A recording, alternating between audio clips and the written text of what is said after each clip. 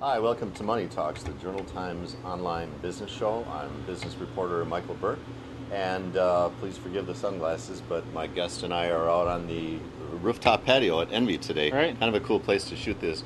Envy owner Doug Nicholson was nice enough to let us use this. Good idea, Devin.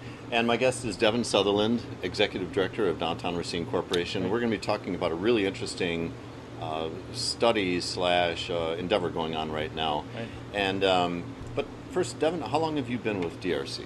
Almost 9 years.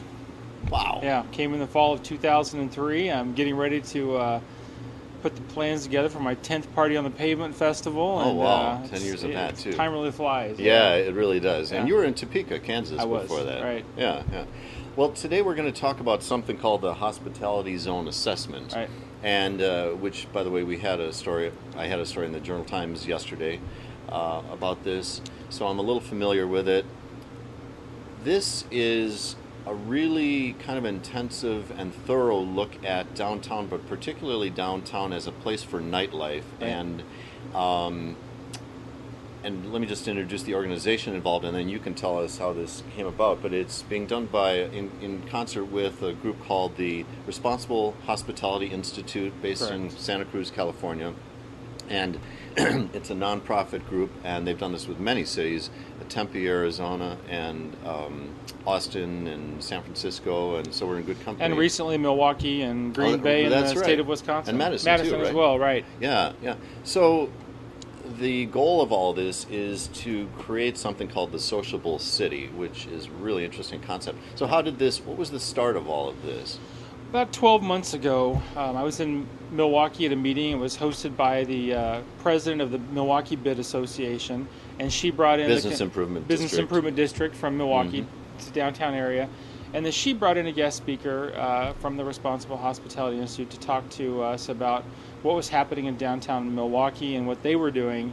And it was interesting because really about that time we were having some issues with a bar downtown. The neighbors were indicating they felt like the bar was a nuisance to them. We were hearing from the city that we should name names. We're talking about Park 6. Talking about Park 6, you know, the city was indicating that particular bar was being a drain on the city's resources.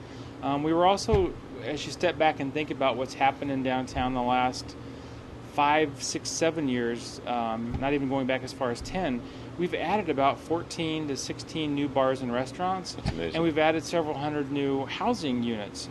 And so when you tie together those things all happening at the same time, there's some conflict. And so we decided, how do we manage that, and how do we really explore what the issues are? And that's why we brought the folks from the Responsible Hospitality Institute into town last August. They met with the many city officials, the Business Improvement District Board, and myself, and made a presentation. And we all quickly decided this is something we want to do. This is something we thought we should move forward on. So we spent the next 6 months raising the money to come up with enough funds to pay for this particular study. So it's being paid for out of the... The Business Improvement District is paying about half. The Downtown Racine Business Improvement District, and then we had a community development block grant from the city that's paying about the other half, and so we're off and running. Yeah, I find it really interesting. It's a very interesting way that they take a look at a city and its issues through these things they call the 6 core elements. But before we get to that, just to be really clear, you were talking about the growth and sort of explosion in nightlife down here, and that's something that kind of just happened on its own, didn't it? Because we refer to that really as been kind of an organic process. You know, when I came here in 2003, we started a downtown redevelopment plan, which was really an update on one that had been done in years prior to that. And with the downtown plan, we not only did land use and those things, but we also did a retail and entertainment strategy, which mostly focused on specialty retail, not the nightlife aspect. And so through its own natural course, we've grown into really a nighttime destination, which is fantastic for downtowns because you've grown from an 8-hour economy to almost a 24-hour economy now, and that's great for the health of a downtown.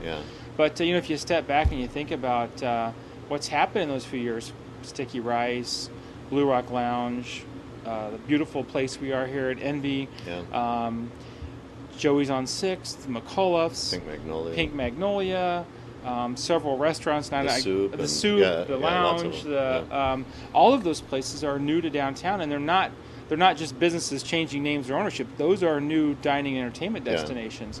And so you mix that with the new housing for State and Main. We've got 104 units at State and Main. We've got the Mitchell Wagon Factory, added 150-some units. We have River Bend with those units there. Lots of second-floor development in the lofts and apartments here.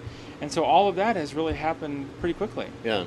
So these 6 core elements, I find this to be a really kind of a scientific way of looking at an area, and in particular its nightlife. Let's talk about a little bit about some of them one by one. Let's start with entertainment. Why is that considered a core element in what they look at? Well, it's that, for today, for retailing and shopping, it's not just about exchange of cash and goods anymore. It's about an experience. And so entertainment's an important part of that, whether it's entertainment on the streets or in the bars.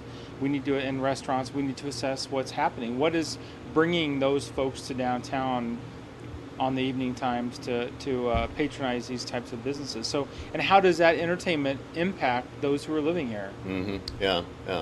Public safety, it's kind of an obvious one, but I find that one very interesting because their approach is not just to lay everything on the police to enforce, but they find some very interesting ways of assessing people's behaviors. And they actually have somebody on staff who's a researcher into violence. And so, as an example, I think Allison Harnden was mentioning something like a common closing time can create conflicts.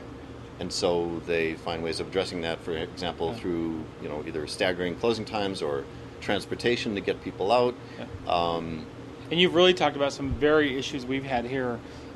2 bars on 6th Street across the street from each other. One's got a capacity of 400, the other one's got a capacity of 150. You put 550 people out on the street at the same time, it's a conflict. I don't care what kind of bar or restaurant it is. That's a lot of people to push out on the streets at one given time. And so we've had those issues that need to be studied further on how we manage those. You mentioned transportation. We're limited on transportation, which is another one of the core elements, because we don't have late-night public transit. We don't have a taxi service in Racine. And so those are issues that we're going to study too. I think it's important to just take a moment to note in terms of the plan. Our consultant lays this framework of issues for us to study, but the plan itself is a community-based plan. We started out with 12 stakeholders in this industry downtown, the bars and restaurants and public safety. They then each reached out and invited some more participants. So we have a group of over 60 stakeholders. This plan will be theirs. It won't be mine. It won't be RHI's. It will be their assessment of the situation and then their proposed solutions for those situations. Right. So you created a sort of a skeleton, and those first 12 people, 2 on each of the 6 core elements. Core element focus groups, and then expanded each of those groups. Another one of the elements I thought was really interesting is multi-use sidewalks. What is that concept all about? Well, it's what happens on the sidewalks. Do we allow vendors to sell things on the sidewalks? Do we allow panhandling, and how do we deal with those issues? How about a person wanting to just do a sidewalk sale in front of their business? And how do we, having busy, vibrant sidewalks helps create a busy, vibrant downtown, obviously. And are we open and willing and accepting of those things, or do we make it difficult for those to happen? And, most recently, this goes back 3 years now, Robinson came to Racine wanting to be a hot dog cart, and the city didn't know how to handle that. And it took a lot of effort by a lot of folks to make that work for him, but the city procedurally didn't know what to do with him. And so those are issues we need to make sure that we have. We want people like Caleb, but at the same time, I like a little restriction on that, because I don't want 40 hot dog carts downtown, for example, or I don't want a guy coming down and selling T-shirts in front of my T-shirt business who's paying taxes and those things down here all year round. So, and they also look at it from the perspective of you want activity, but you still want free flow. You don't want people to feel impeded and therefore possibly threatened at night because somebody's on the sidewalk and they can't get around pass, them. So it's a really interesting approach. you mentioned the city, and we should be clear about this. The city is very much a part of this too. Not only in the $15,000 of block grant money that it gave for this, but you have several city officials that are part of this. I think right from we the have start, probably right? every city department represented on the task force. We have folks from city development. We have several from the police department. We have the city attorney's office, health department. At least those pretty four. wide-ranging, Yeah. yeah. So good representation, and they've all come to this process wanting to make downtown a more vibrant place in the evening time. And as you've described, if the recommendations that could come out of this could be broader than just downtown. Well, we would expect that. I mean, we have thought that from the very beginning, and we have invited business owners from outside Racine, obviously, to be part of this process. Quite a number of them from outside downtown. For example, if one of the issues that Milwaukee's had, that Racine has had, and really every other destination like this has had, is that you have someone who comes to you saying, "I'm going to open a restaurant," and you mentioned Park 6 earlier. What was most frustrating to the neighbors there was that when that business plan was brought forward, that was supposed to be a salsa supper club, and we had white tablecloth tables and covered tables and dining and those types of things. Well, ultimately, that business, so then they get their liquor license, and now they're in business. Now they're up and running. And that business never sold a morsel of food. Yeah. I mean, they never really became a restaurant.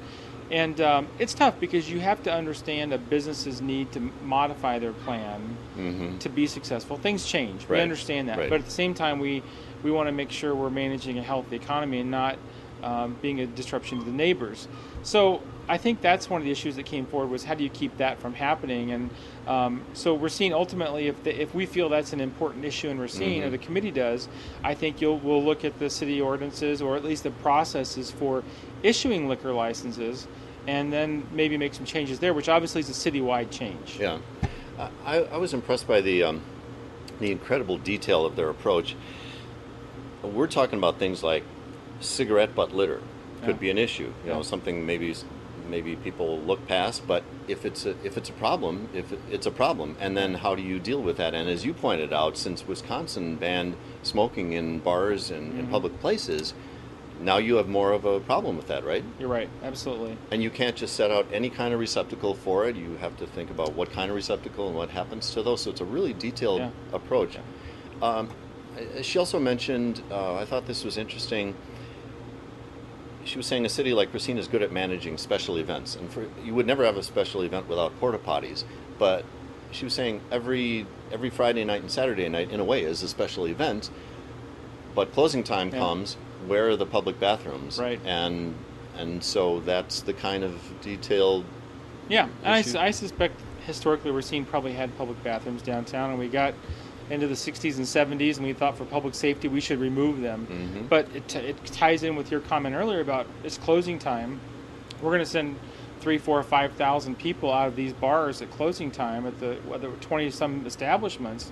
And usually there is that, and we've all been there, that get out, it's closing time, you got to get out, and there is not an opportunity to use the restroom. And so then what do you do? So I think that was a really interesting point she made, and something we need to consider, that how do we handle that at closing time? Now, there have been two site visits from RHI so far, and there will be two more. But between the one that just took place last week and the next one, your focus groups have a really interesting assignment. Talk about that. Well, we're going to do a late night visit. We'll invite all 60 of them, and they're invited to bring their friends and neighbors. And we'll probably do this over a few nights. But we want everybody to really understand what is happening downtown, and not just the good, but not just the bad, but the good as well. And so they've been tasked with doing that. They'll meet downtown probably around 10. We want them to stay till at least 2:30 so that they can experience what happens at bar closing time and experience that process. They're given a lengthy list of questions of things that they are supposed to analyze, not just numbers of people, but you might go into a specific establishment and people are dancing. How big is the dance floor? Is it big enough? Is it the right size? What's the variation of music? Variation of music. How loud is the music? Is that permeating beyond the walls of their business? Is it out on the streets? Is it down the block? How far does it go? what sorts of activities people are What doing in the other bars? activities? You You playing actually, darts? yeah, they actually have a huge checklist, and, Yeah.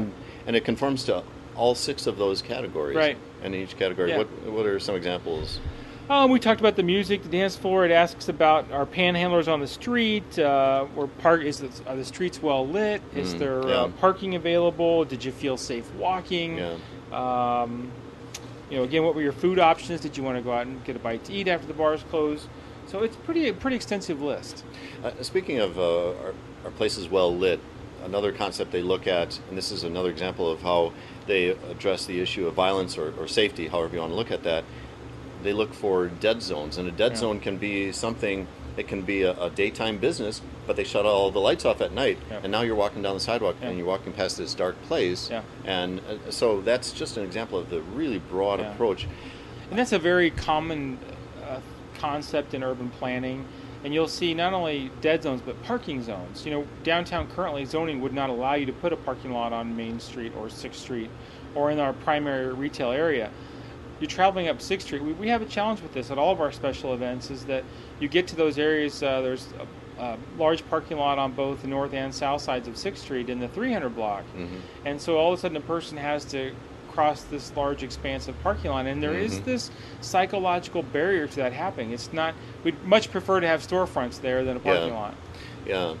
So the third visit will be actual focus groups. That's coming up in a month or so, I believe.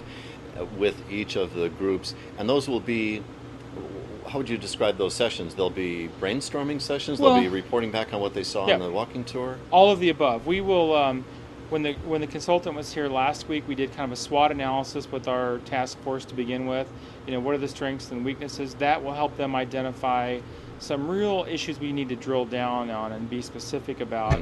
If someone says we need better marketing, well, what does that mean? Is it because we're a bars and restaurant district? Is it because downtown, or does Racine County need better marketing? So we need to drill down on those kind of very generic elements and see be more specific. We will then respond to the on-site visit, how that went, the late night tours, and so there's a lot of that happening. But we will manage, or we'll have 6 different focus groups, 12 to 15 people in each one, a minimum of 2 hours, and it'll be pretty intense. And obviously RHI is kind of a repository of ideas from other cities too, and that's part of their role in to say, well, here's what Edmonton did. And it's probably premature for that. We don't want to influence the perceptions at this point. So we want them to identify the specific issues they think that this task force.